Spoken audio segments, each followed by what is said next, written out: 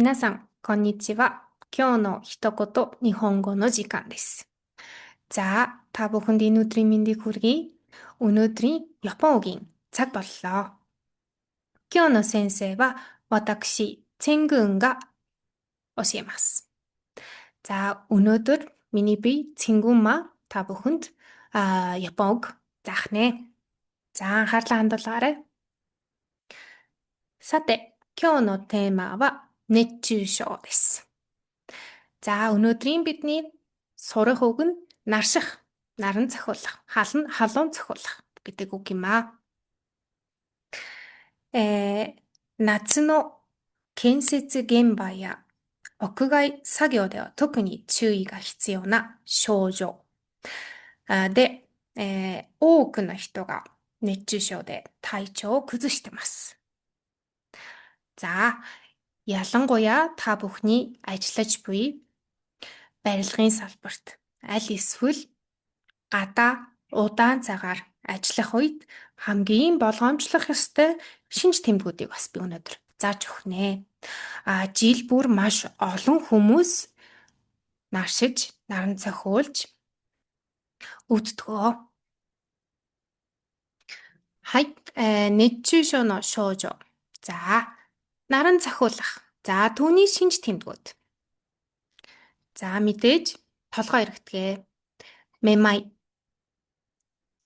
目がくるくる回ってめまいがする. толгой эргэнд. 目 гэдэг нь яг нүдэрээ. めまいгэдэг нь нүд эргэх толгой эргэх гэж хэлдэг. Энийг ханзаар цээжлвэл илүү хялбар. За, түүний дараа зүцүү. Энэ толгой өвдөх. Ханзан муу адилхан атама га итаку naru гэж байгаа буюу толгойн өвдөлт гэж байгаа. Ханзаа бас мартахгүй сураад явбал цаашид үг цээжлэхэд илүү хялбар төхөн болно. За, дараагийнх нь хаки. Дотор муухай оргих. Энэ хаки буюу хаку гэдэг үг нь манайхаар бөөлчих гэсэн үг. Тэгэхээр нөгөө бөөлчихгөө долоод байна гэд бид нар хэлдэг. Үүнтэй адилхан дотор муухайрах байх нэ. За, дараагийнх нь асега томаранай гэж. За, би энэ дээр болохоор яг монголоор их хөлрөх гэд бичсэн байгаа. Шууд орчуулвал хөлөс зогсохгүй байна. Буюу маш ихээр хөлрөөд л байна гэсэн үг гээ. За, ерөнхий шинж тэмдгүүд нь энэ дөрөв. 一般的な症状がめまい、頭痛、吐き気、汗が止まらないです. За, тэгээд та бүхний яг ажиллаж байгаа барилгын салбарт магадгүй тийм ээ. За, өнөөдөр цагаа бүртгүүлээрэ гэдэг ч юм уу. Маш олон анхааруулгын тэмдгүүд байгаа хаа. Түүнтэй адилхан энэ дэр 熱中症に気をつけてくださいгэж хэлсэн байна. За, 熱中症гэдэг нь өнөөдөр бидний сурж байгаа нарших, наран цохиулах гэдэг байх нэ. 気をつけてくださいгэдгийг бол та бүхэн мэдж байгаа. Атаманы 気をつけてくださいбуюу за энэ тэнд магадгүй дам нуруу жижигхэн баган зэрэгтэр тийм ээ толгоогоо цохио гэж бичсэн байдаг.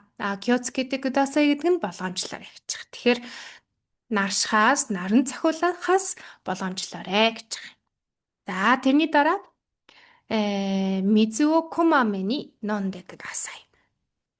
За, ойрхон ус уух буюу шингэнэ нөхөөрэй. Халуун наранд ажиллаж байгаа болвол маш болгоомжтой наршихаас урьдчилан сэргийлэх нь байна. Мөн ойрхон ус уух нь. 皆さんが働いている現場ではいろんなポスターなどで、熱中症に気をつけてください。または頭に気をつけてください。など書かれているかもしれません。そのように皆さんのお仕事先でこのようなポストが貼られているかもしれません。その時は漢字も気にかけながら一緒に読んでみましょう。熱中症に気をつけてください。水をこまめに飲んでください. За, үргэлжлүүлээд熱中症гэдэг үгээ бид нар сурчлаа. Хэрвээ та наршаад, халуун цохиулаад, наран цохиулаад таны бие хэцүү, маргааш нь ажиллаж чадахгүй тийм үед яах вэ? За бид нар юу ч гэсэн бие маань яагаад вэ? Толгой эргээд байна, өвдөөд байна гэдгээ бол хэлж чаддаг болчих тоо. さて、熱中症になった時はどのように伝えるのか。まず、このスライドでは、熱中症の症状を、仕事先の同僚だとか、上司に教えられるような言葉が身についたかと思います。次、もしも熱中症になって大変な時は、за наршаад наран цахиулаад үнэхээр хэцүү бол бид нарт хамгийн хэрэгтэй үг гэвэл нэгдүгээр QQ-ша гэдэг үг байна. QQ-ша. За манайхаар түргэний машин гэсэн үг. Түргэн. За ханзыг харуул аврах яралтай машин гэж бичсэн байна.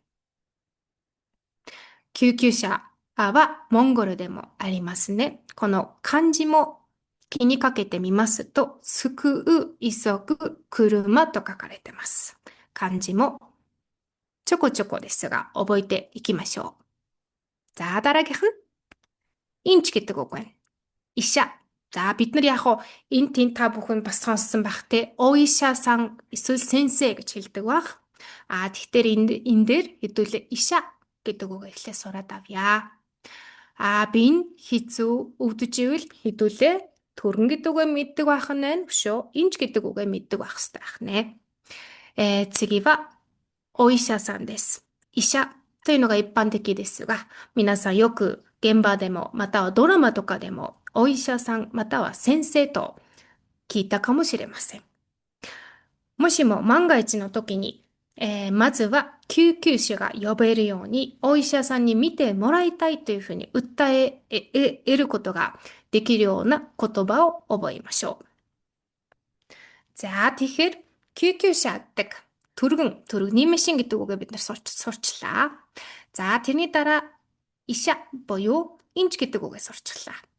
За энэ хоёрыг нийлүүлээд хэдүүлээ яах вэ гэхээр QQ-ша буюу түргэний машин呼んでください. Манайхаар шууд бидний хэл занцснаар 103 руу залгаарай, түргэн дуудаарай гэсэн үг. Аль эсвэл ишаを呼んでくださいгэж хэлэх нь байна. Ишаを呼んでください. QQ 車呼んでください. Аль нь ч байж болно. では万が一になった時に救急車と医者ということを覚えたので、モンゴルでは、103ですね。日本でよく110番に電話かけるとか言いますが、モンゴルでは救急車呼んでくれって言います。で、それも同じく救急車呼んでください。もしも救急車って言葉が長くて覚えにくかったら医者呼んでください。というだけで、皆さんが対処してくれます。はい、今日の日本語は以上で終わります。次の一言日本語は、6月16日の火曜日になります。どうもありがとうございました。